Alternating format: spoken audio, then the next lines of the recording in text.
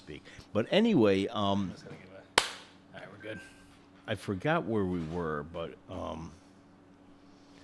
I mean, we serve nice food, but being a speakeasy, the first thing people want to do is have a drink. Yeah. That's why they go there. Also, a lot of our people who come in are actually, it's later on at night, it's before last call. They just want to grab a quick pop and go. Yeah. They can't. Yeah. Are you guys doing anything where you just charge them? Or like the York is... Well, you know, we started doing the, hey, we're going to, for your first drink, we'll tack on a freaking quarter and here's a pretzel. Yeah. And, we're still doing that, but, Yeah. It really is weird. I don't understand. I mean, I guess I kind of understand a little bit of why, like their thought is, they don't want people out to bars to just like have a, get hammered and socialize. Absolutely. But, the thing is, once again, like I was just saying, I've never been one to pit upstate versus downstate. Yeah. But the problem is Manhattan, the Bronx, Queens. For sure. It is not us. Yeah. And I mean, that's undercutting one, like the most profitable thing in a restaurant is somebody being able to just go and sit down and have a drink. Yep. I mean, absolutely. They make more money off of that than anything else. Yep. But not only that, it's affected traffic. That's the thing that blows my mind. I mean, we know the fact that, a beverage, the markup on a beverage is rather high as compared to a steak, but you're not getting people to walk in the door. Right. Yeah.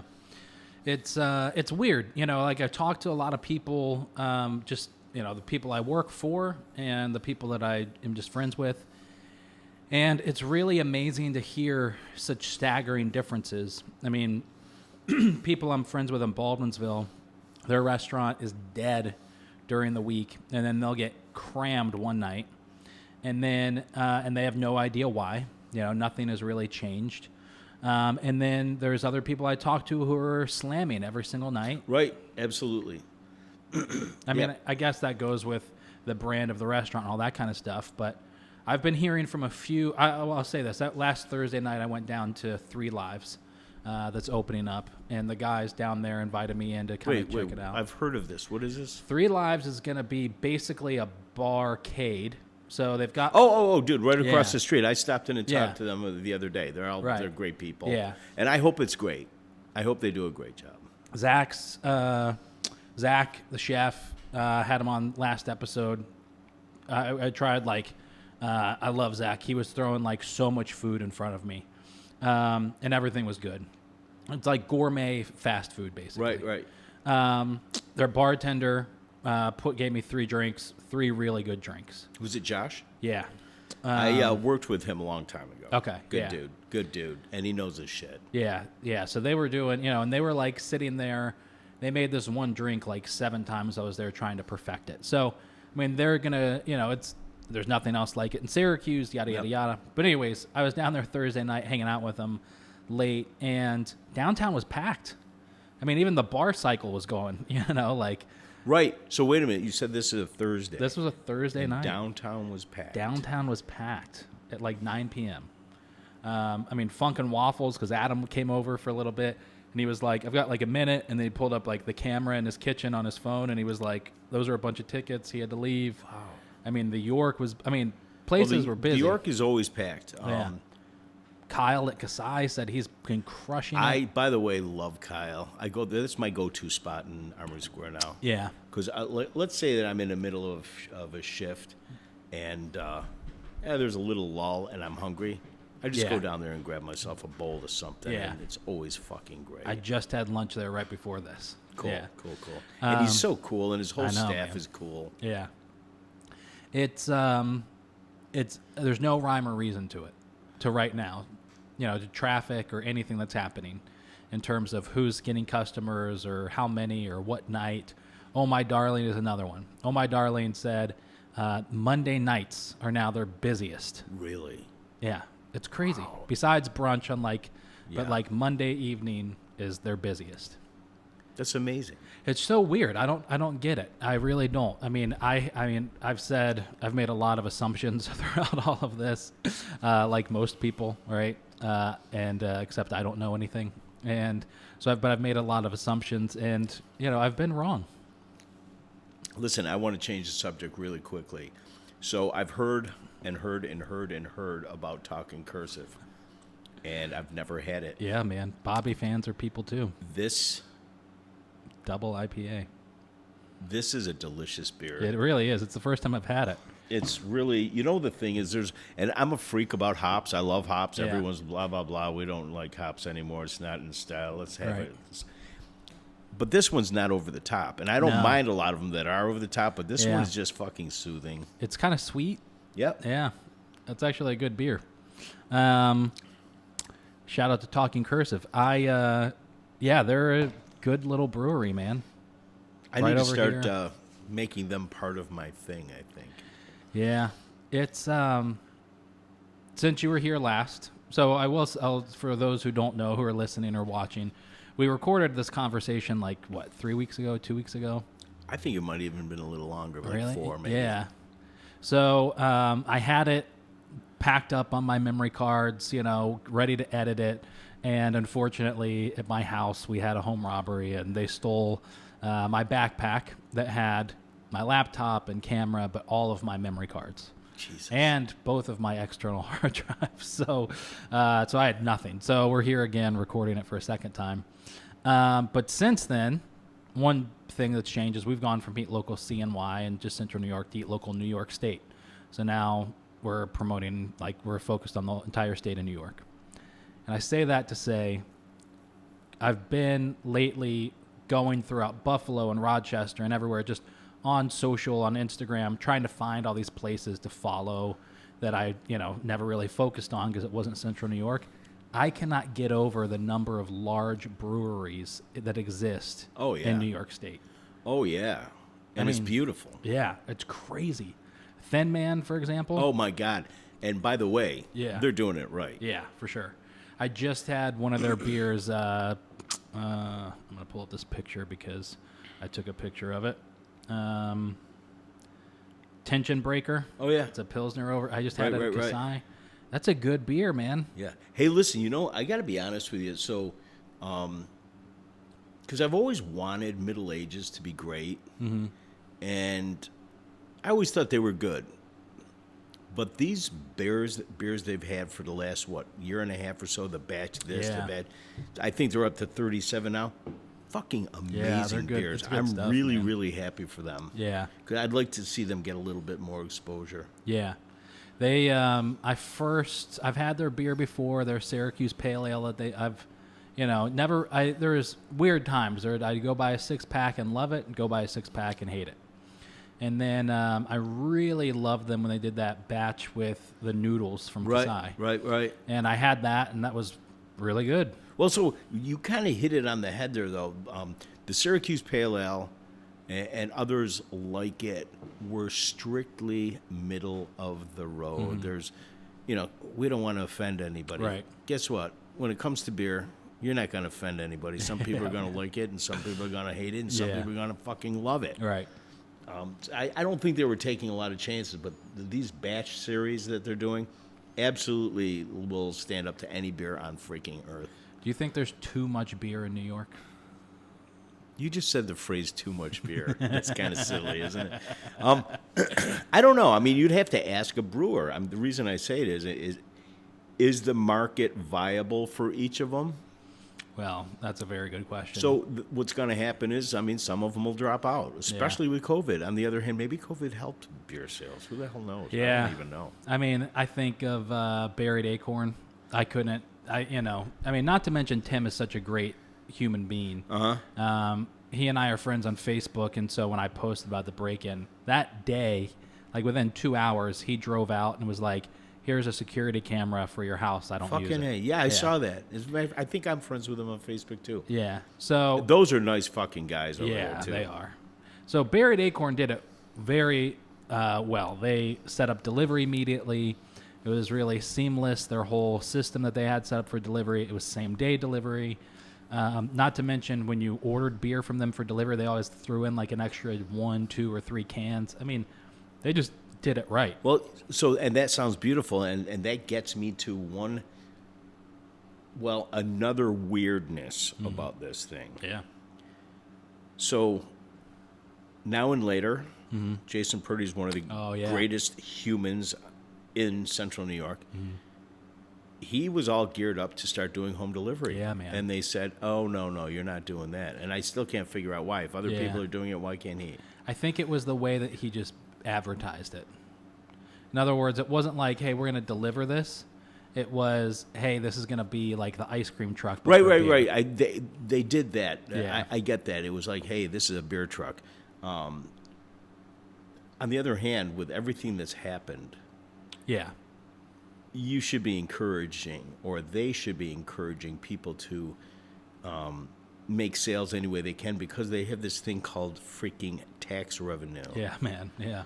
And he runs such a clean, wonderful business. Yeah. So why would you want to dick him? Yeah. It's, that's a really smart operation over there, It's because, amazing. and I love businesses that just like do it and stay there. They don't try and go gangbusters and, all right, we're so busy now, we're going to add on these 100 other things. We're going to make it 10 times as big. Or Add on to the building Right. and make a patio here and freaking, Yeah. fireworks and shit. It works, and you stay there. And the whole thing is beautiful. Yeah. I mean, you go in right now, this afternoon, you would be probably met with a smile, a couple of local neighborhood Joes, Yeah. and some freaking incredible beer. Yeah. And that's what Thursday afternoon should be about. Yeah, man. Yeah. And Thursday night. Oh, wait a minute. Listen, I want to. This is kind of a plug, but it's not actually meant as a plug. Friend of mine, Pull the mic a little closer to you. Jamie Krause. I don't know if you know Jamie. That name sounds really familiar. Well, Jamie actually opened the old Remedy. Okay. I don't know what that is. Okay, so the Remedy was a kind of a dive. Okay. Right by the corner, next door to Direct Subs, corner of Valley Drive and Seneca Turnpike, or as I like to call it, Second All Turnpike. So he opened this up. He did such a nice job. He spent so much time. He did all of it himself. And it's a cute little bar, and everyone on Earth should go there. Yeah. That's all. And what's it called? Is it called the Remedy? No, it's actually called the Night Drop, because at one time it was a bank. That's cool. In fact, Jamie slept in the vault for the last, I'm going to say 3 years. Wow. Yeah. Wow, man. Yeah, so this place is his life. But it's a cute little spot. I shouldn't even say cute. It's almost, you walk in, it's like, oh, this is the infamous freaking Remedy. Give me a beer. So it's in the valley. Yeah. It's called the Night Drop. Yeah, And yeah, it's yeah. open. Yeah. Wow. He's doing a great job. That's awesome, man. Good kid. It's amazing. It's pretty inspiring to see people opening and buying places during this. Do you know what? Here's one thing that makes me sad, and I just read it, and you probably already read it too. Ironwood Pizza. They're going out. Dude, I mean, I loved that place because Yeah. as much as, and I am a freak about a pizza regionale, Yeah. when I can take my little boy, throw him in a car, Yeah. and take him out to the suburbs and have a great pizza and a great pizza experience, Yeah. I love those guys. And it's kind of a shame because, what's going to happen there now? I mean, when you look at a place like that, they have this is the way a chef looks at it. Well, okay, it's 4 walls and some tables and a bar, blah, blah, blah. Wait, it's got a wood-fired fucking oven in Yeah, it. man. Yeah. And nobody should move in there and take that out. Right. And they probably won't, because if whoever goes in there next is going to hopefully know how important and expensive that is to have something like that, because it is very expensive to have a legit wood-fired oven. I heard about that a couple months ago, and before it was like really official. I mean, I kind of suspected, and I Yeah. know a couple people that worked there, but they were tight-lipped, good for them. Yeah. But it was made public today, and I feel like the people that have been in this for a while are, I mean, listen, you're a lifer, like you've been, I mean, we talked about this last time, but, you were at Ambrosia back in the day, right? Yeah. Oh, yeah. Like one of the premier restaurants in downtown Syracuse, the best place to go for sushi in maybe central New York, but without a doubt, Syracuse, New York. Thank you, by the way. So you were in this amazing restaurant doing amazing work, and you've been doing this forever. And 40-something years, right. dude. And, I mean, you get the shit kicked out of you. Every day. It's not like, oh, there's a season, like, oh, there's a busy season. It's, like, even when it's bad, even when it's good, you're getting the shit kicked out of you. I'm glad you said that. People don't understand this business when they're looking from the outside in. And, by the way, they shouldn't. Yeah. Okay? Nobody needs to see the sausage being made. Right. On the other hand, yeah, restaurant employees, especially back-of-house employees, get their ass kicked every freaking day. It's like going to war. Mm-hmm. You gear up, you get all meaned up, like a football game. You get meaned up, you get dressed, you get your equipment, and then you go and you wage war. Yeah. And by the way, nobody is allowed to lose this war. Right. Yeah, because not only is it like a bad day at work if something goes haywire, but then it's the potential for all of these people, all these customers to then go online and talk about how bad of a night it was. You're absolutely right about that, but comparatively, that's a recent thing. Mm-hmm. But also, when you just look at it, the fact that, hey, wait a minute, we're not putting the greatest food in somebody's mouth. Right. That's how you lose the battle. Yeah. I put something in somebody's mouth that was not up to my specs, which, by the way, so when, there's been times when I was like, look, dude, we're not serving this. What do you mean? No, we've got to 86 it because I am not satisfied with this product. Mm-hmm. Whatever. Yeah. Let's say they delivered some shitty produce, whatever. Right. Oh, you can't do that. No. No, believe me, you have to do that because I'm not going to have somebody walk out of here and say, oh, God, so we'll never go there again because this thing that was in my mouth was horrible. Yeah. And that's another thing people don't understand about even people in this business. The final product of whatever you do, they don't put it in their pocket. They don't hang it on their wall. Yeah. They put it in their mouth. It's something different than any other consumer product. Yeah. That's why I like it. Yeah, man. It's just now I've never really, I've understood why, but I've never really understood why legitimate food critics go to a restaurant 3 and 4 times before they say anything about it. Right. And now just having this conversation with you, I get that. Because you are somebody could have a bad night. One thing could be off. Yep. Or you as a critic could be off. Yeah, for sure. But the thing is, and I'm glad you said that, there was a funny little TV show here in Syracuse. This is many, many years ago. I'm not going to mention the dude's name. I don't even think he's alive anymore. But he used to go to restaurants on opening night with a camera crew.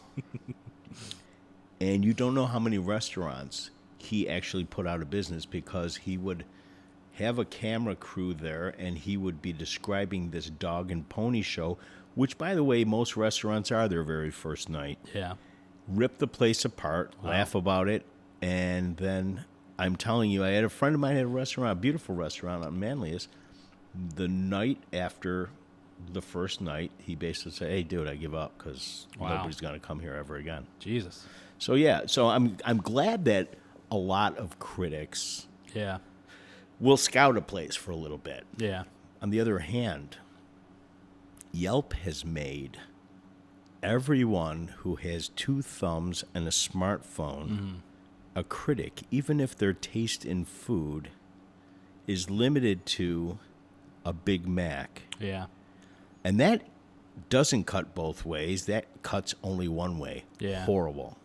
It's Cody has that from Deefy has that story of, he takes every review seriously, like to heart. And there was some person that went online and left a 1-star review of Deefy one night. And Cody was so upset and distraught about it. And he down the rabbit trail, he went into finding that person's profile and seeing all the other reviews that they had left of all these different restaurants. And it was like any good restaurant that, you and I would consider good had a 1-star review. And then the McDonald's on Erie Boulevard had a 5-star review and, all these different things. And yeah, it really does.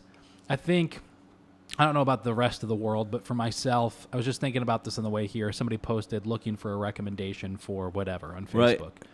And back in the day, it was like, all right, I trust Steve's opinion. I'm going to call Steve up and see if Steve knows somebody. Nowadays, everyone knows somebody and everyone is online, so everyone has a recommendation, and it could wind up being a shitty person. No, absolutely. All right. Well, also, listen, I mean, to your point with Deefy, I worked for a guy who did nothing but look at reviews. So every morning, the texts would start. Look at this review, look at this review, look at this review. How dare these people? How dare you? You're horrible. You're all horrible. You're all the worst people that ever lived. Jesus. And it's like, so one time I said, hey, look, you don't have to, because he would answer every review. You don't have to respond to every review. What do you mean you don't? No, you don't have to. These people have never eaten in an actual restaurant before. You don't have to do it. One of them, exactly like you said. Yeah. A 1-star review, and then I went and I looked at his profile, and the only thing that was not a 1-star review was Walmart. Everything else was a 1-star review. And by the way, this guy was reviewing, and he was fake as hell because he was reviewing things in Sarasota and things in Stockton, California. Like, dude, you've never been there. You're just doing this because you're a dick. Yeah. That was a thing of people doing stuff like that to try and build a reputation and then eventually get a job or get paid to do it. It's amazing how much bullshit exists out. Well, I guess it's not amazing. I don't know if you're like me, but if you're like me, pretty much anything from almost any source online, I question now. Dude.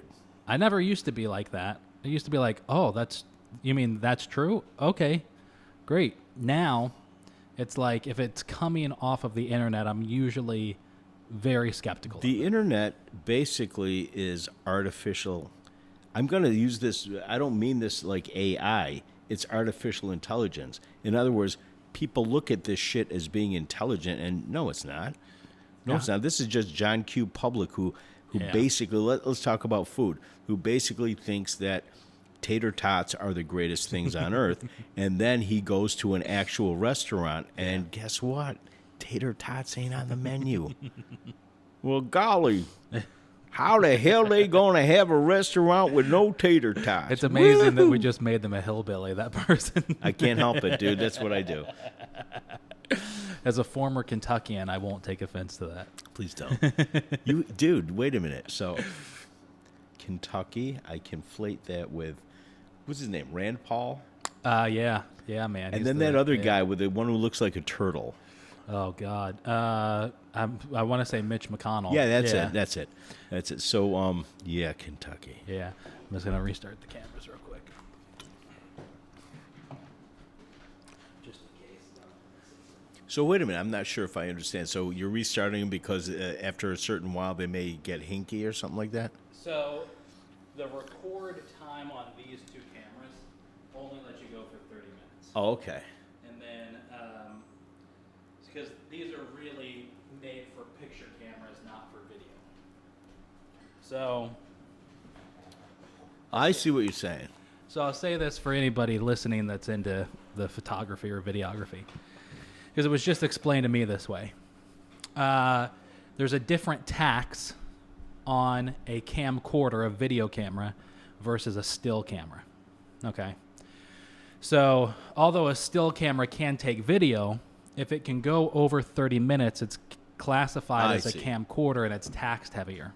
Wow. So garbage. Yeah, so there's certain models of camera that they only do 30 minutes. And I don't know if that's to keep the price down or, but well, I mean, naturally, this lovely country needs as many tax dollars as possible. But at this point in time, keeping every penny out of Uncle Sam's hands is a good idea as well. Yeah. Yeah, man. Mitch MCConnell from Kentucky. I'm not a fan. I don't really know anything about him, but... Well, he's ruined everything. Right. And he's made a lot of other shit possible. But what's interesting about him is for years, I just listened to this on the Joe Rogan podcast. For years, apparently, he has been backing and helping, basically research of UFOs. Well, that's helping us a lot. Yeah, right. Obviously, I mean, everyone has a livable wage and has health insurance. Exactly. I mean, again, this is the thing that kills me. That dude that we're talking about, and that other dude, Rand Paul, and all the other ones, Yeah. they have a livable wage. Oh fuck yeah! I mean, they're getting And they work how many months a year? yeah. Who was it that was just like their salary was like $750,000 or something? So then, but they would begrudge us, the people who, by the way, pay the taxes Yeah. and are the engine. Yeah, man. They will begrudge us a living wage because they ain't us. Yeah. Do you identify like who? Well, I want to ask you who you're going to vote for, but His name's Joe Biden. yeah. Well, now, but let me ask you that question 6 months ago. Oh, yeah. Well, anybody but Trump. Yes, I agree with you there. However, 6 months ago we had the full gamut of Democratic candidates. That bothered me a lot. It bothered me that there were so many. So this is what I don't like about the Democratic Party, and I'm glad you brought this up. Listen, dude, to put up, what was it? I think it was 27 candidates at one time. Yeah. That doesn't help anything. Right. And then the way we get to this one candidate was rather ugly and kind of gross. Yeah. And it turns some people off. Now, I don't know if it's going to turn anybody off this time around because the stakes are so freaking high. Yeah. Hey, I like Bernie. Great guy. Yeah. Don't think he'd be a great president. I thought the same thing until I heard him. I hate to mention it again, but until I heard him on the Joe Rogan podcast. I love Joe Rogan. To be able to Bernie Sanders basically was given 3 hours to sit down and thoroughly explain himself. Oh, no, listen. I get where you're coming from, and I love everything he says. Here's the problem. Yeah. None of his programs would get off the ground. Yeah, for sure. And so people have to think about things in the context of reality. And it's kind of sad that the context of reality right now is an old dude who maybe doesn't understand a whole lot of what's going on, but Lord knows he understands a lot more than that other guy. But I'm going to guarantee that he surrounds himself with actual talent. Yeah. As a matter of fact, he should surround himself with all of the other 27. Yeah, probably. You know what I mean? I mean, they would be great attorneys general. They would be great vice presidents. They would be great cabinet members. They're freaking forward-thinking people. As somebody who is a decision maker and has been a decision maker in restaurants for years, what do you think of a food business that gets political with what they offer? So in other words, I think of two things. I think of that one restaurant who wound up closing in Liverpool because of tax evasion or something, who had Michelle Obama's breakfast sandwich, and it was $55, and it was Obama's healthcare sandwich that was he just did stupid stuff. Okay, so that would be stupid. And Also with that, the same on the other side of that coin. So I just saw a bakery who posted cookies that just say "fuck Trump" on them. So well, I mean, the thing is, personally, I would eat the hell out of a cookie that said fuck Trump on it. On the other hand, truly, as a business model, not really a great idea. Yeah. Because, hey, wait a minute. Actually, the politicians in the political world should actually listen to what I'm about to say. You really have to serve everybody. Right. Not just one side or the other. You have to serve everybody. Yeah. So, I mean, look, I almost can't get the whole political thing off my mind because of everything I see on a daily basis. But I really don't think that while I was working my craft, I'd be thinking about this shit. I would be thinking about putting as much fantastic shit into people's mouths as possible, and I don't care who they are. Yeah. As long as they get the folding green stuff and they appreciate food.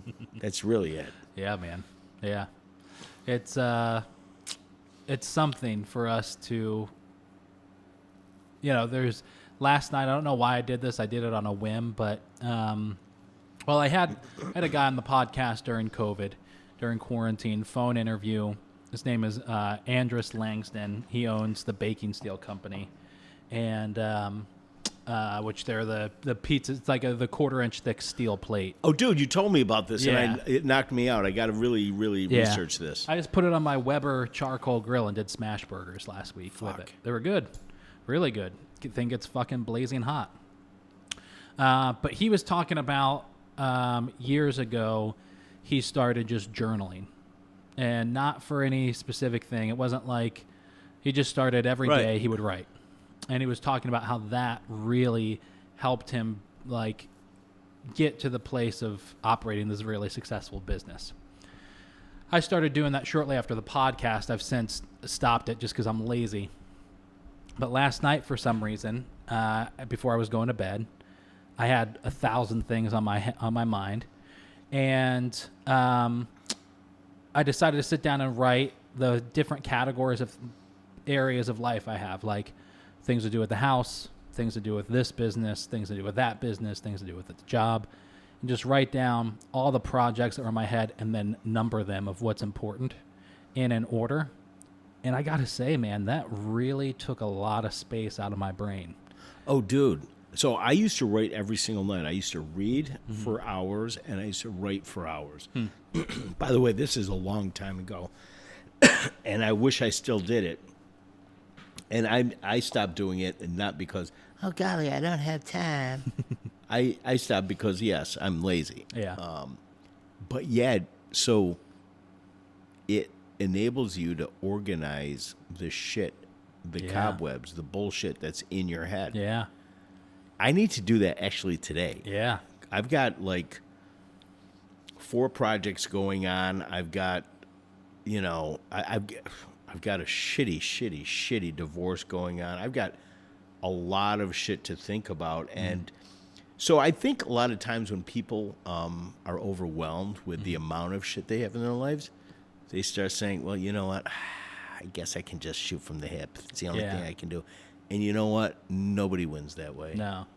I was today walking around and my mind started to go to, oh, I have to do this. And then immediately I thought, nope, you actually made your list last night and you know that's number 6 and number 1 is this. And immediately I was like, okay, on to the next thing. When I used to run this wonderful steakhouse in beautiful DeWitt, New York, SNS. And that was my thing every morning when I walked in the door. 9 o'clock in the morning, I made a list. And yes, it was prioritized. Yeah. And there was no guesswork and there was no forgetting shit. Right.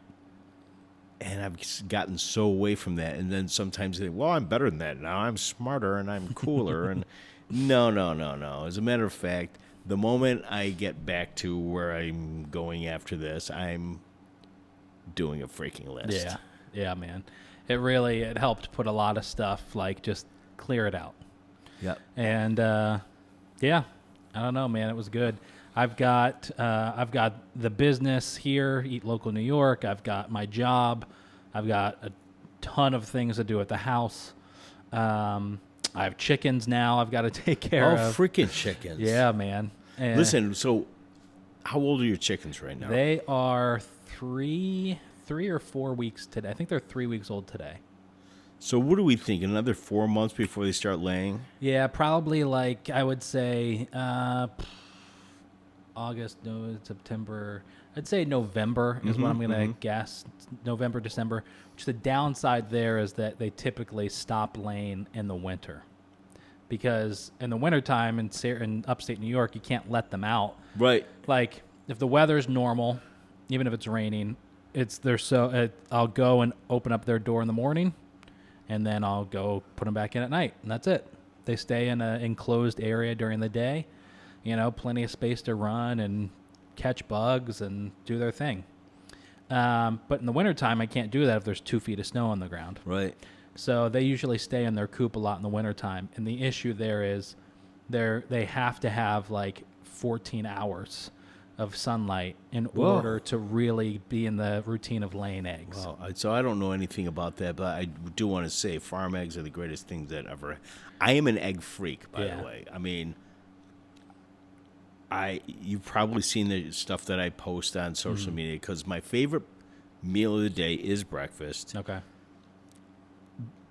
Which means to me, I will make anything on earth. Yeah.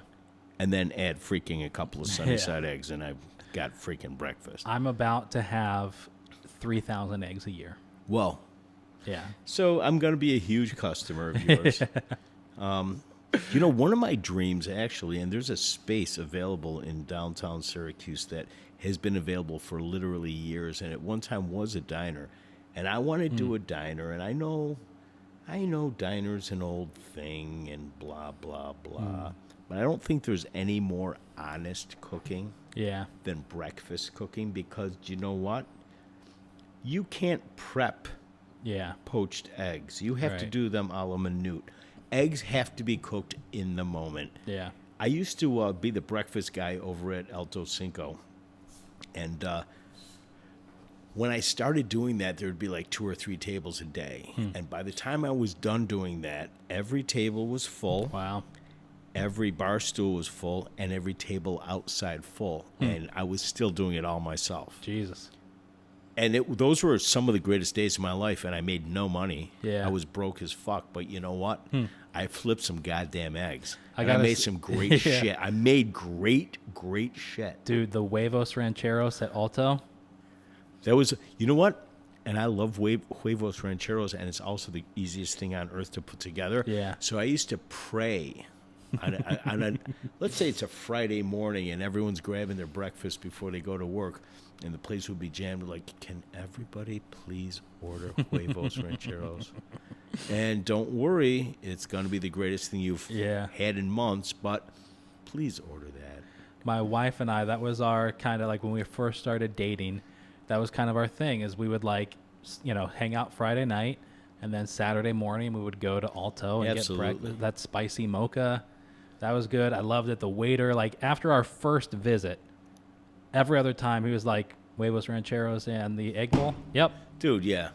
Absolutely. It was great. The one thing I wish Syracuse had some legit Mexican.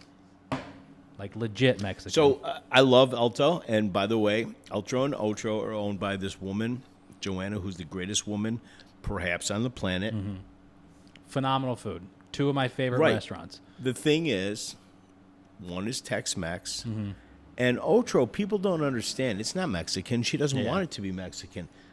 It is, originally conceived as Spanish. Right. However, because she's smart, understands that tacos and burritos pay the fucking rent, okay?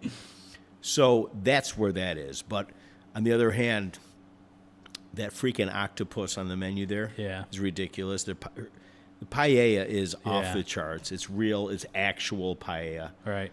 It's not the, I made rice with some stuff in it. We're going to call it paella. I once asked a bartender at Otro what the difference was between the 2 places. And she explained it to me that Otro is corn tortillas and Alto is flour tortillas. And she's wrong. But anyway, that's nice. And God bless her. And by the way, I do like that idea, though. No, but Alto is corn tortillas, too. I know, but I do like the idea. I guess I get it. But, I mean, I was in it. I actually would go in there at 10 o'clock every morning and make me and this dude, Adam, whom I adore, we would make all the food, 10 to 5 p.m., busting our asses, making all the food. Yeah. Well, it's just like at Alto, where all the prep guys downstairs make all the food, and then it's shipped upstairs, and then some dude would, make a burrito out of it and go, I'm the star. It's like, yeah, dude, you are the star. Do a good job. But then Adam would go home to his lovely wife, and I would change my clothes and bartend, and those were some of the greatest days of my life, too. I'd imagine that Alto and Otro are the 2 the only two places in Syracuse where you can go in and experience the 90s in a kitchen for Oh, dude. all it's Fuck worth. yeah. Where it's like a true passion for the food, Yep. but at the same time, it's like we don't really give a fuck, but we care a shit ton about our food. We care about the food, but and we care about you. But let's please not push it. All right, Right. asshole. Yeah. And you can't really go in there and be mediocre either. Right. Yeah. Dude, you have to deliver every freaking day. Whereas again, there's a lot of restaurants like, do you know? I hear these. I hear this phrase come out of a lot of kitchens and from a lot of cooks. They're like, it's good enough. Like, if you just said it's good enough, Yeah. then guess what? It ain't good enough. Right. Yeah. And again, it's going in somebody's mouth. That crushes me. There is an ability for a restaurant, though, to fool me. So, for example, like, I could list probably 6 chefs or restaurants in this town that if they put something on a plate in front of me and said that it was art, that I would believe them. Okay. Now, that's arguably because I don't have an extensive knowledge of what real food is. But there's a number of places that somebody could say, like, for them, they could be phoning it in. They could be in the kitchen making my meal, and they could be in fucking La La Land and not putting any effort into it. And if they put that plate in front of me, I don't think that I would be able to tell the difference. Really? Yeah. Wait a minute. I disagree because you know what? Your taste buds are a good judge. Am I wrong? No. All right, here's a great example because this restaurant is out of business. So there's an old story of when he was at a restaurant. By the way, I fired him twice, but anyway, go on. There are people, and they, exist. But there is a story of at an old at a restaurant in downtown. I won't name the restaurant because they are still open. But was at this restaurant, and it was right. The story from the owner goes that it was right when he was getting into the local everything movement, and that he refused to use any ingredient that wasn't 100% local to Central New York. And because of that, he refused to put salt in any of his dishes because He should die. And so after like 3 or 4 nights of service of the restaurant owner, like a couple things getting sent back to the kitchen, not all the food, but a couple items. It had no flavor. Okay. The restaurant owner walked in the back and threw a bowl of soup at him and said, "If you don't put fucking salt in this, I'm going to fire you."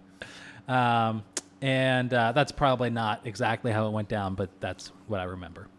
So having said that, fast forward to is open. And I really like Mark's food. The thing I hated most about that restaurant was that I didn't know who was cooking my food. Right. Mark, right after left, made this. I went in and was like, whatever you think I should have. And it sounds gross, but it was a peanut butter and jelly chicken and waffles. Okay. It was basically a waffle with peanut butter, quarter chicken, and then they had these like Concord grape like compote that he had put on top. I can see that. It was actually really fucking good. And not anything that I would ever order on my own or expect, but it was really fucking good.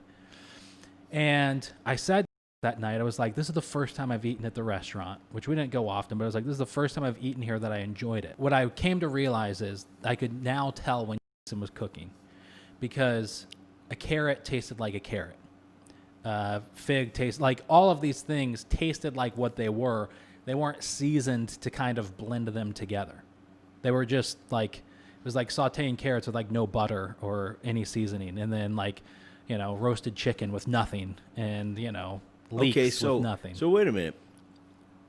You're talking to me about the fact, this is what I'm getting from that comment is the food that he put forth was honest to a fault, though unseasoned. Yeah.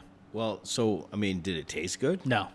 That's where I'm going with this. That's where I'm going with it. Okay, good. Yeah. Good. Listen, once again, the final analysis is that it's going in someone's mouth. So you can have all these grandiose, I won't put salt on it. Hey, listen, by the way, this is the Salt City, okay? Yeah. So you can probably find some local and salt. now we have the Syracuse Salt Company Exactly. who's making actual salt from Syracuse. Yeah, but by the way, they've been in business longer than the and the dishwasher and the whatever, Right. the maitre d'.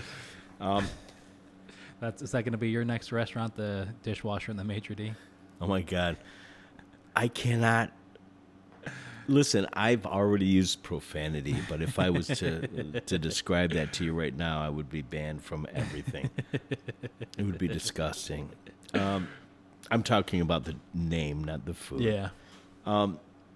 So that just blows my mind. It's like, so I deserve kudos because I served food that was bland and shitty. Right. Okay, so the person in question, I had fired him when I first went to Ambrosia. He was a graduate from some culinary school.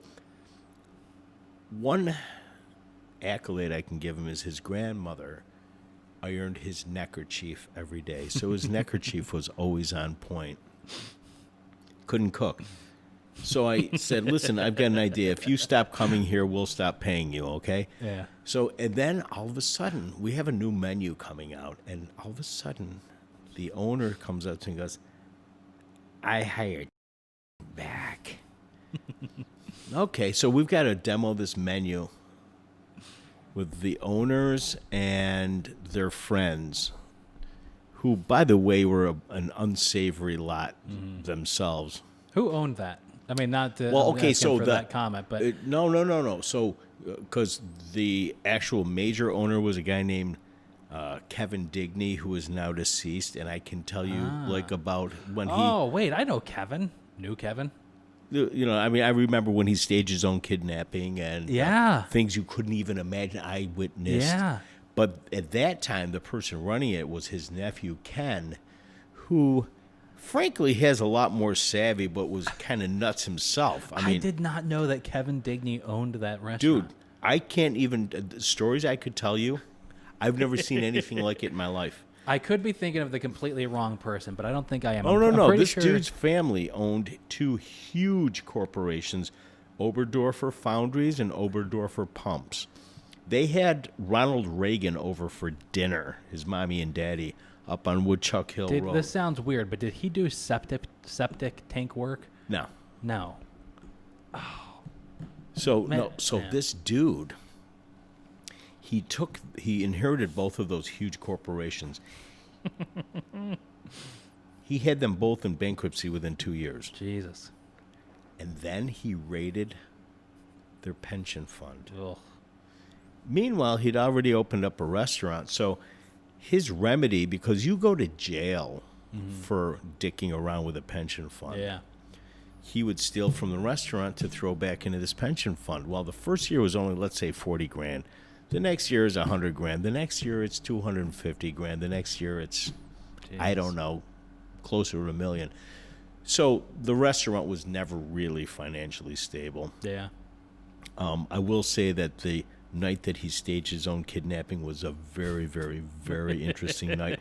And he was actually found the next morning in a crack house on Salina Street. And this dude's older than me. This dude was in his 60s by then. I was just going to say that I wish we had, this sounds terrible, but I wish that there was a restaurant tour in Syracuse that acted that way today, but then I just realized that Empire is still in existence. It's not in existence. Yeah, it is. Empire? Ellicottville Brewing bought them. They bought the name. Oh, okay. Well, that's different altogether. I mean, that's... But David is working for them. Oh, my God. Yeah, man. He's still in it. So do you understand that once he got... Ladies and gentlemen, by the way, this is a complete change of subject and blah, blah, blah. By the way, I like David. I will say, I was so proud of him when he regained the original Empire. Mm-hmm. And it came back as strong as ever. And it was wonderful. Yeah. And then he opened up this brewery in Casanova, and it's gorgeous and wonderful, and food was horrible. But anyway, did you ever eat there? I never ate at the brew, not in Cas, but at the brew pub downtown a few times, and it was adequate. I mean, I had a good cheeseburger. No, dude, I ate at the brewery in Casanova once, and it was like, oh my God. Really? Oh, I mean, I Yeah. brought my kid there, and he had a burnt-up cheeseburger, and he loved it. So Yeah. whatever. He was, 2 and change years old at the time. Yeah. No, actually, I think he just turned 3.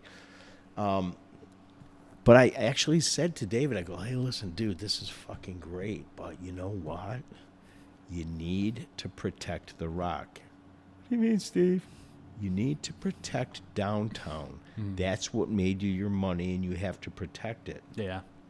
Oh, I know. So then, you remember you used to go in there on a Sunday morning, and it was jam fucking packed, and you had Los Blancos playing.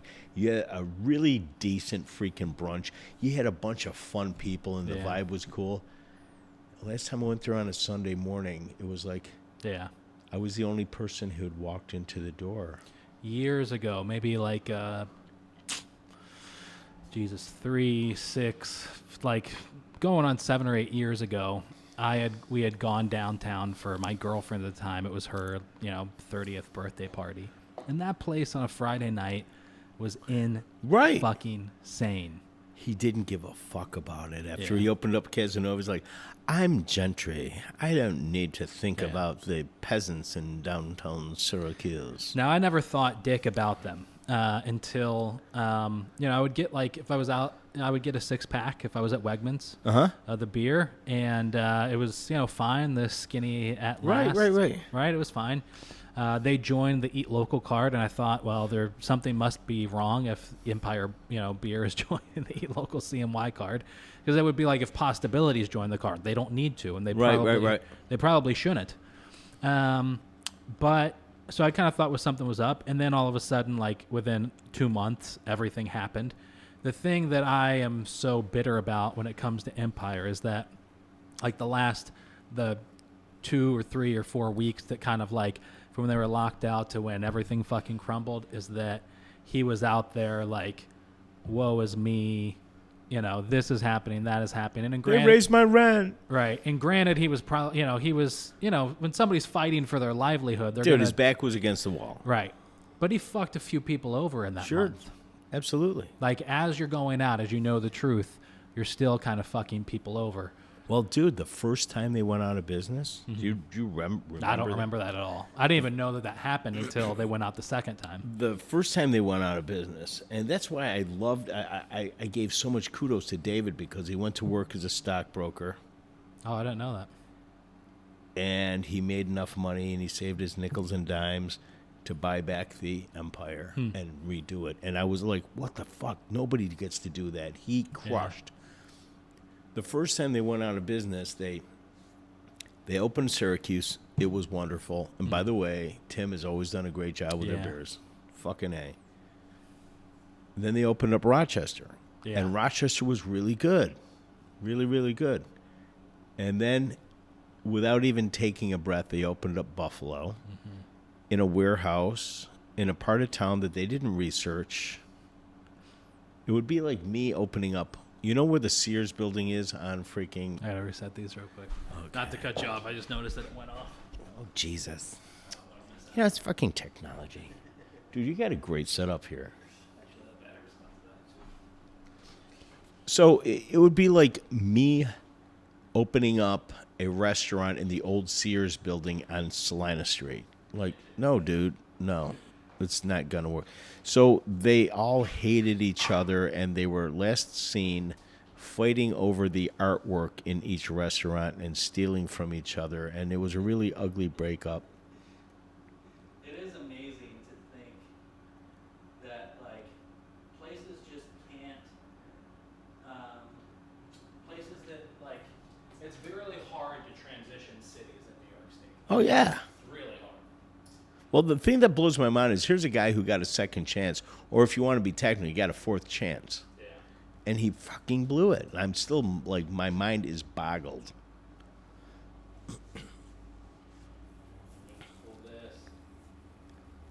All that technology. Change the battery on this one real quick. What are you going to do, buddy? Huh? You got to change what? I just got to change the battery. I just said it, folks. All this technology. I do dig all this shit, though. I mean, this is like, I want cameras. It's fun, man. It really is. It's very easy to get caught up in trying to beat somebody else. You know, it's like, well, they have this camera, so I want that camera. Right. You know, I do want to say that when you told me, hey, when I saw on Facebook that you had gotten broken into, and then one of your comments was, oh, and by the way, our interview was on one of those freaking cards, and it's gone. And I was, like, really bummed out, and the biggest reason was because I really thought we had a really great spontaneous conversation and blah, blah, blah. Man. But guess what? We're having it again. Thank you. Yeah, man. It's that's what I love about not being prepared for these. Fuck yeah. I thought about getting prepared and like jotting some questions down for this one, but I didn't. And we've had a great conversation. Absolutely. Yeah. The only question that I do have in my head that I've wanted to ask you about, and I wish I had asked you about it in the last one, and that is, if you were to open up a restaurant well, let's not even say it's in Syracuse. Let's say it's anywhere. Okay. So I want you to take away any responsibility, any like, okay, well, I have X saved, so I know it's only going to be that. Like, Right. it's limitless. Now, it's not like you're going to go open up some 50,000. I want to open up a casino. Right, exactly. It's not that. But there's no financial burden, and you can go anywhere in the world. I got to be honest, anywhere in the world? Anywhere in the world. Oh, shit. We can do two. We can say one's going to be here in Syracuse. Okay, so listen, and that's cool. So the first one is here in Syracuse, and I started to hit on it a minute ago. The corner of Warren Street, and I think that might be, it's not Washington. What is it? Maybe Jefferson. Mm-hmm. Oh, yeah. There's this empty thing that used to be a diner. Oh, yeah. And then for a long time, it was for a short time, it was like a pizzerina joint. Mm-hmm. You know, hey, I got the pizzerinas. Get some chicken wiggies. I still don't even understand that. It took me a long time to understand that riggies meant rigatonis, and I cannot pronounce the word rigatoni because I don't know. Yeah. So I have to say chicken wiggies. What does that mean? I don't know. It was hilarious. invented in Utica. No, Yeah. it wasn't. I don't care. Anyway, that space, for some reasons, because I kind of dig downtown. Yeah. And a lot of things, you know, it's really weird. Everything moved to the suburbs, and then people started to moving towards downtown again. And then I think recently things are starting to move out to the suburbs again. Yeah. But I dig downtown. Yeah. Because it's almost like living in an almost city. Right. And I want to do a diner there, like I started to hit on before. Yeah. But this diner, every last thing is made there. Mm-hmm. Cure your own bacon, smoke your own bacon. I can't grow my own chickens and get my own eggs, but I got a friend of mine who does. I mean, every last thing you can imagine is homemade. I think you go into most diners right now, and it's all pretty much Cisco. Yeah, it is. It's all crap that they throw. You know, by the way, I'm going to be this guy. You were starting to talk about some of restaurants that could fool you. Mm-hmm. There's a place in Fayetteville, right on the main drag, a little before you get to the Craftsman House. Mm-hmm. It's named after some old historical dude. Their whole thing is we make everything, we pull everything out of a can. Yeah.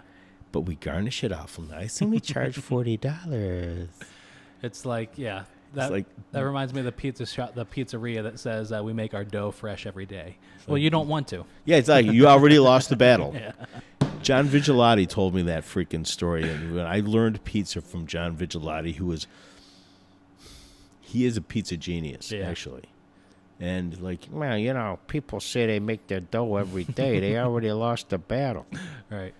So, but anyway, I want to do this. I'm talking about the most dinery menu you can imagine. And I'm talking about for lunch, hey, the blue plate special is going to be some fucking meatloaf and mashed potatoes and fucking carrots. But it's all made I love that. perfectly. Yeah. And the gravy's actual gravy, because, I mean, do you have any idea how many people make gravy out of this thing called gravy mix? I mean, I still don't even understand it.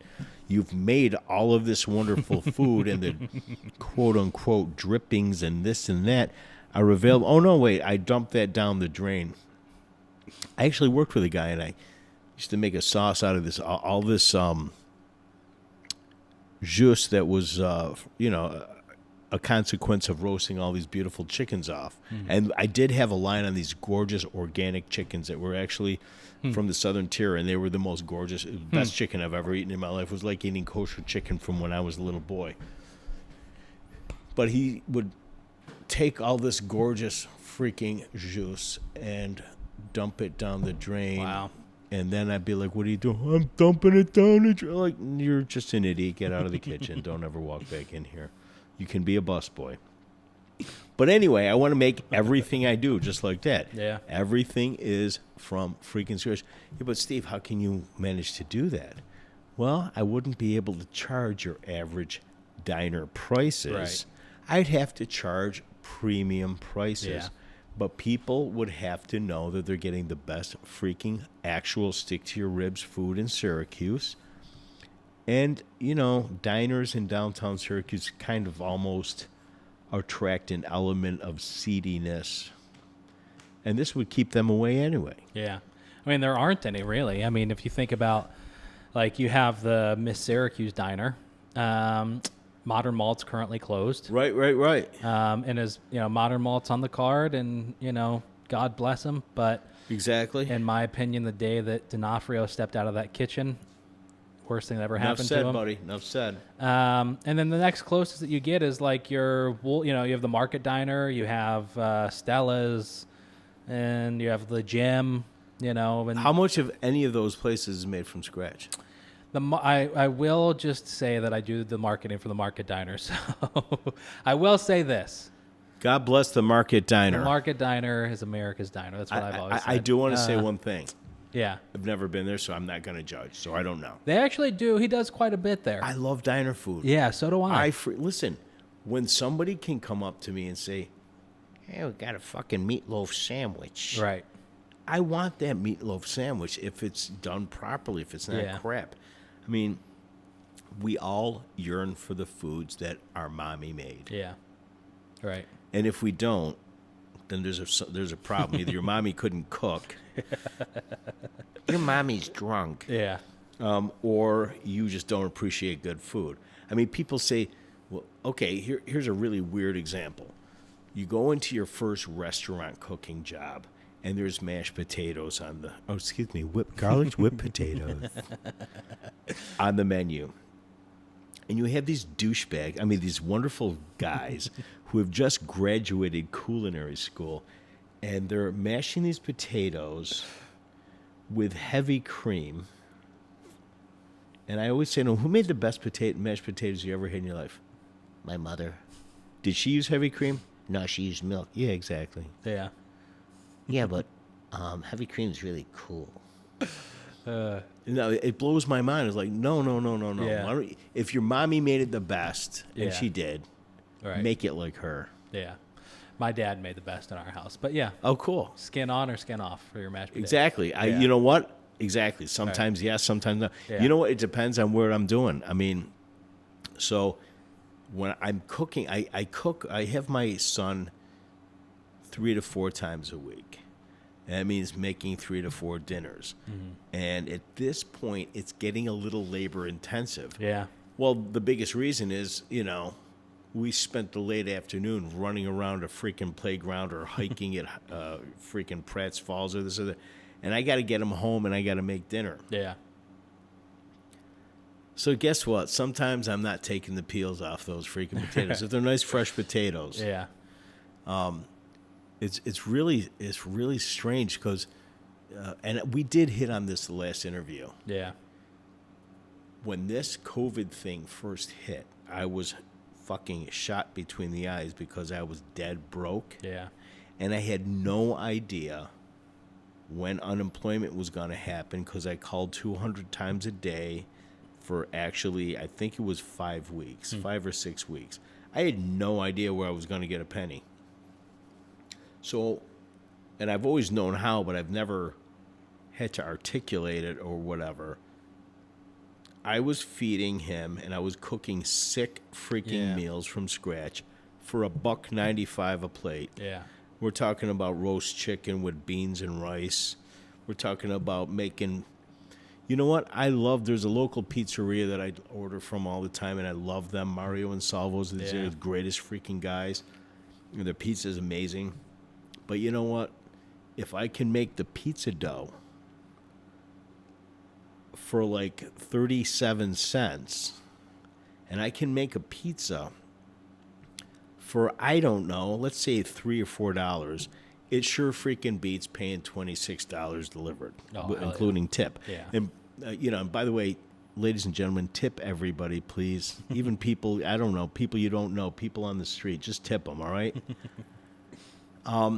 So I became like kind of nutty about that, almost manic. That's all I thought about was, how can I put food on a plate 3 times a day for cheap as fuck? And I started writing a cookbook, and it's basically cooking for trying times. And it's not me strutting my stuff like, look how great I am. Oh, my God, cool. I had this idea. It's like, hey, read this so you can feed your family for dirt freaking cheap without feeding them garbage. That's pretty cool. It is actually, it's coming along really well. It's taking... What was that? Oh. I mean, it's slow. I can't write the way I used to write. You know, I used to write for hours and hours and hours at a time, like weird shit. This I can only write for an hour and a half or so a day. Yeah. That's big, though. I mean, like some writers say, you have to lock yourself in a closet and not come out until it's done. Yeah, but the thing is, I have other shit to do. Yeah, otherwise, sure. I would. And you're right. Yeah. And not only that, so I spent the first, let's say, 2.5 months of this quarantine cooking incredible stick-to-your-ribs food and eating. Okay, folks, I'm up 23 pounds. I am. I'm up 23 pounds. I feel like I can't even move the way I used to move, and it kind of pisses me off. Yeah.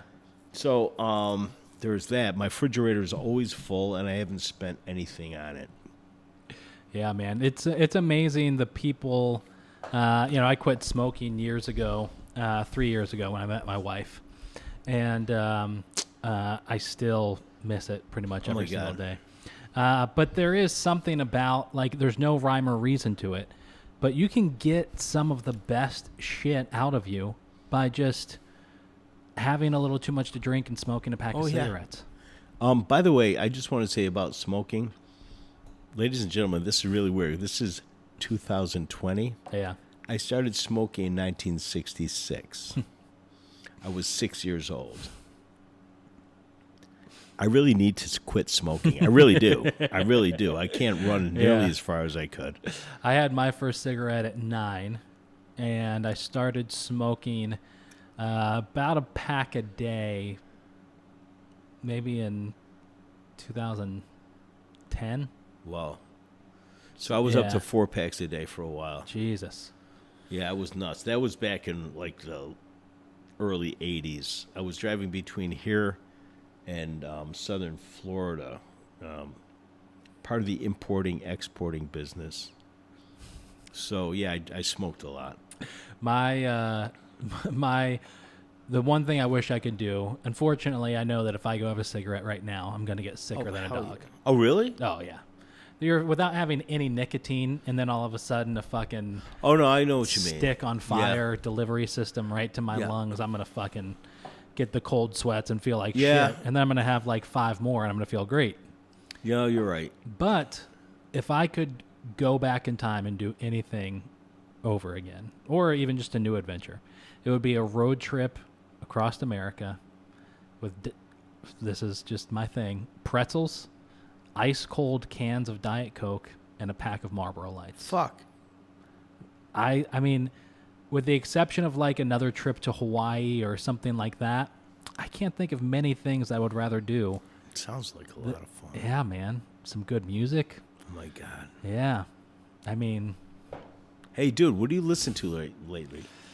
Music-wise, I've been, well, all right. Actually, you know who I've been listening to?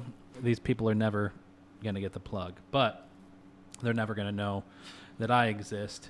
There is this dude on YouTube. He's got like a few 100,000 subscribers. I'm gonna give you his name because I'm obsessed with it. They live in like Cleveland, like right near Lake Erie. And his name is Chase. Let's see, it's going to pop up. I'm pulling up on YouTube now. His name is Chase Eagleson. He's got 584 subscribers. Looks like he's like 22, 23. And him and I can't tell if it's his sister or his girlfriend. I know that sounds weird, but I'm pretty sure it's his. It's only weird if it's both. So it's basically them, like, this video, they're on the shore. So this is a Bon Iver cover. Okay. A song called Roslyn. It's just really like kind of haunting, kind of creepy, romantic sort of song. But I like it better than the original. They're sitting on the shores of Lake Erie at sunset, for those of you that can't see this, with the same digital recorder that I have. Cool. They used to have a microphone attached, so they have the same gear. In other words, they're producing this, and it's not. They don't have like some douchebag, crazy, huge, like no recording studio brought their gear to the shores of Lake Erie. They set up a camera. That's nice. And that recorder at sunset, and I've been oddly enough, I've been listening to that on like repeat at work. Also, Sirius XM has this channel called The Bridge, and it's channel 17, and it's basically like old like music from like the 60s and the 70s. It's a lot of like James Taylor, Carly Simon. What was that guy's is it Captain Hook or Dr. Hook? Wait, stop. There was Captain Hook and there was Dr. Hook. Oh, man. But Dr. Hook did things like She Was Only 16. By the way, that was a cover of a Sam Cooke tune. Was it really? She was only 16, only 16, with eyes that would glow. Sharing the Night Together. Yeah, dude. Man. Yeah. It's a lot of that stuff on there. It's for some reason, man, I've been listening to that. It's crazy. Like, okay, so I've been listening to dude, I listen to weird music all the time. So have you ever heard of the Fugs? No. They were in the 60s, and they were horrible, and I love them. So I've been listening to the Fugs a little bit, but I've been listening to a lot of like 90s trip hop, like Tricky and like Massive Attack and shit like that. Yeah. And because it makes me calm and I don't want to murder people.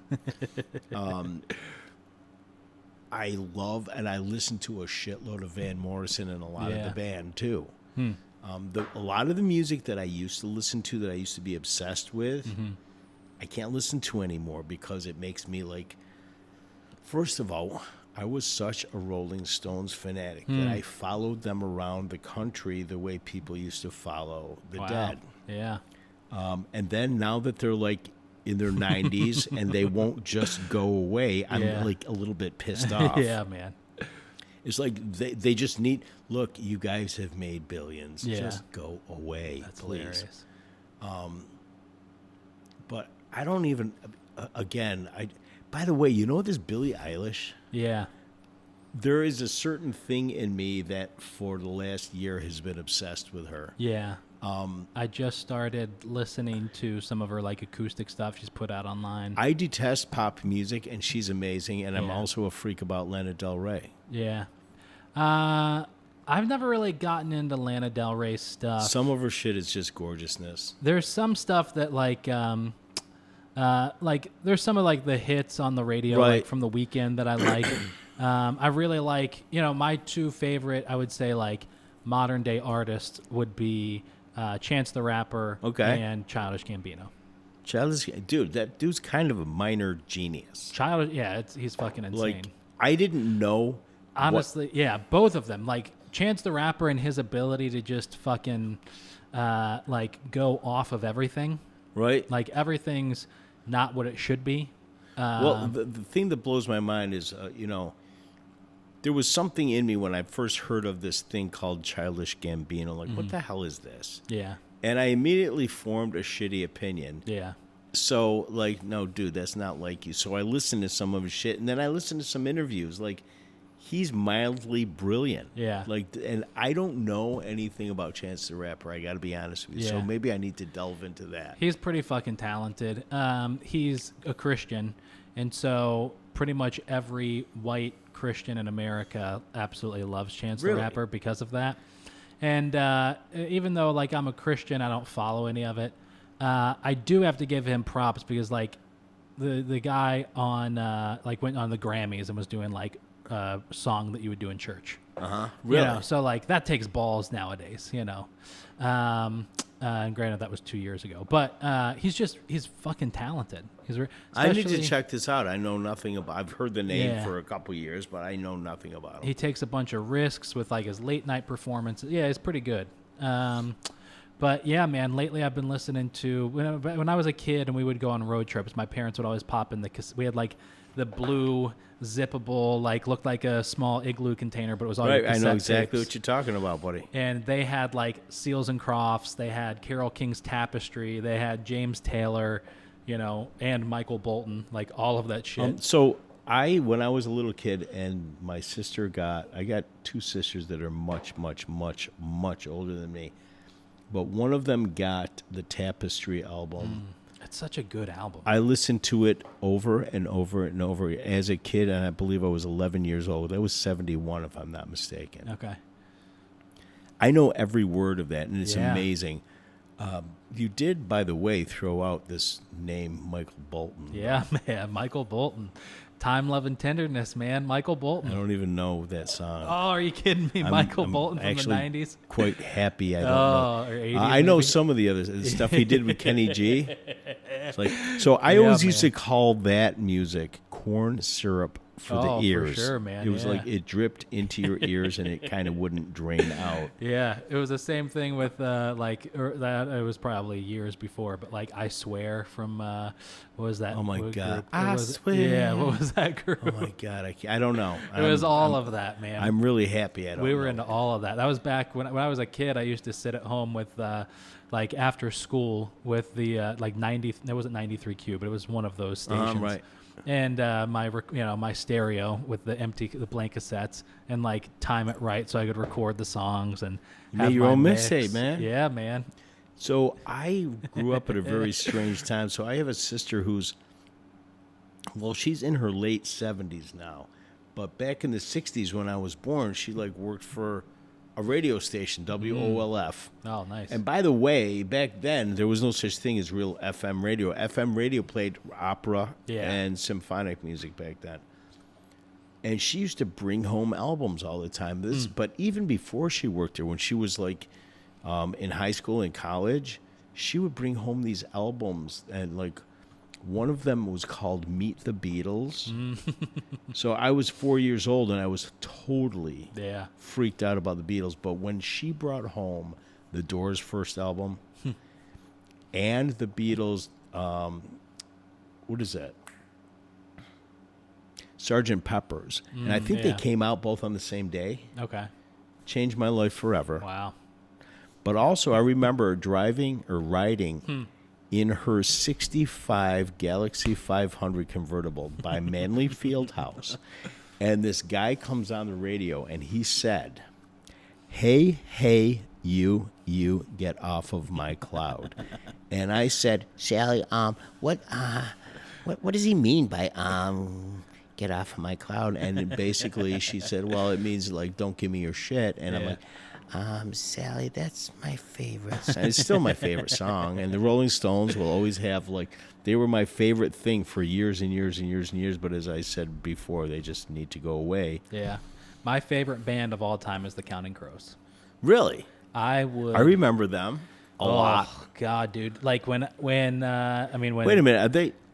I was going to say, that's not the Me and Mr. Jones dude. That's, yeah, that is. It is? Yeah. Wait a minute. What's those? Oh, the Black Crows is the one that I just... Yeah, okay. Yeah, they just get, yeah, man. But the Counting Crows, I mean, Ooh, buddy, you give me That was the 90s, dude. yeah, you give me a crisp fall day with my now because so I stopped smoking my pipe. I think I'm gonna get back into it.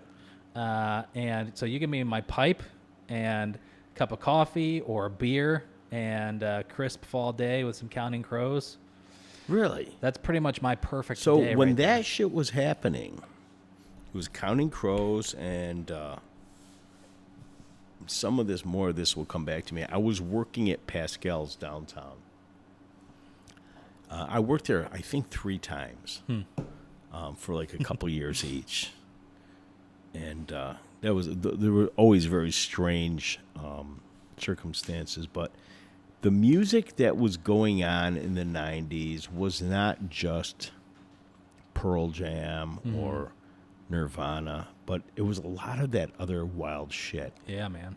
When I say wild shit, I mean because during the 80s, things transformed into hair bands Yeah. and other forms of garbage. Right.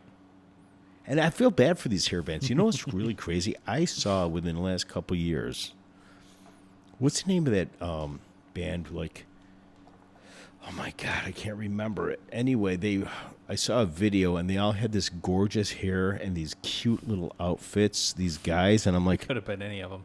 oh my God, they're hot. I would like totally have sex with all of them, and they would call me daddy. Okay, I can't remember. Like, I wish I could remember that one hit song. Is this love that I'm feeling? Is this the love? Oh my God, what are they called? White Snake. Oh, Whitesnake. It's like those guys were the Yeah. hottest girls of the 80s. I am not kidding you. I've never seen it. I Yeah. saw this video. This is like months ago. And I'm like, those are the hottest girls I've ever seen. Yeah, man. You went from that into the 90s when you had like everything from, rap was getting more aggressive. Yep. You had. Oh, dude, I was totally into Dre. Yeah. Totally into Dre back in 91. You had your rock and roll that was, your hard rock, your grunge that was. You even had Tool for crying out Yeah. loud. But then you also had your like depressed, don't talk to me. I just want to write my poems, Counting Crows type of bands. Right. that were- Do you know, I got to say, so this dude turns me on. He's a great guy. I used to work with him a long time ago. And I never knew what, I go, well, dude, what do you listen to? And he's like, I listen to shoegaze. I'm like, what do you mean? Like, do you mean like you stare at your shoes while you're listening to music? Yeah, kind of. Yeah. But that was kind of 90s-y and Yeah. early 2000s-y Yeah, man. too. I'm Yeah. like, and I still don't get it. It's like, you're just weird because you can listen to whatever music you want and you can stare at your shoes all you want too. I don't can't know tell that people that's a about it. genre. It's called shoegaze. Yeah, man. Oh, shit. Well, this has been good, man. You're the fucking greatest. Yeah. Good time. Glad to have an afternoon beer with you and You're the chat. best, and this is great beer too. Yeah, man. I'm gonna go get some right Shout now. out to Talking Cursive. So, tell people they want to try your food. Where can they go? So at this very moment, down at the fabulous Gilded Club, we got this cute little. First of all, it's a great speakeasy, and I have a cute little. I call it the Gilded Bites menu. And again, we're not a dining destination, but when you have a few drinks, you want something to eat. But ladies and gentlemen, during this whole COVID-y fiasco, you actually are required to order food. Yeah. The food's not expensive, and it's all homemade, and it's fucking delicious. Yeah, man. But I'm also I'm working on a catering company. I want to get some catering done because there's so many weddings that have been canceled Yeah. that are rescheduled for 2021. Yeah. And There's going to be a shit ton of weddings in well, let me just 2021. say, those brides and grooms deserve my food. Yeah. And I've got a bunch of projects going on. So Yeah. Well, people, they can find you on Instagram. absolutely, Facebook, absolutely. So hit up Chef Steve Samuels. You're the greatest. You take it easy, bro. Thanks, man.